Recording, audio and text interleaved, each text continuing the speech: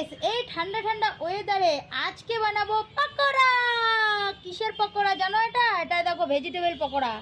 এখানে আছে পেঁয়াজ কলি, বিনস, কাঁচা লঙ্কা, পেঁয়াজ। এখন এটাকে আমি ভালো করে চালের গুঁড়া দিয়ে মেখে নেব। তারপরে গরম গরম পকোড়া খাবো এই ঠান্ডার মধ্যে। কত মজা লাগবে বলো বন্ধুরা।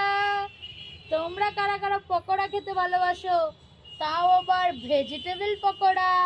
তো চলো পকোড়াটা খেয়ে তোমাদেরকে জানাচ্ছি কেমন লাগছে।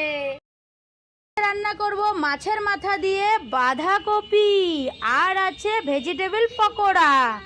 আজকে দুপুরের মেনু আমাদের এটাই হবে। আর এই যে আমি এদিকে ভাত বসিয়ে দিয়েছি, আর এই পকোড়া আর বাঁধাকপি ভাত। ঠান্ডা ওয়েদারে পকোড়া, মাছের মাথা দিয়ে বাঁধাকপি আর ফুলকপির ঝোল কেমন লাগবে কমেন্টে জানিও।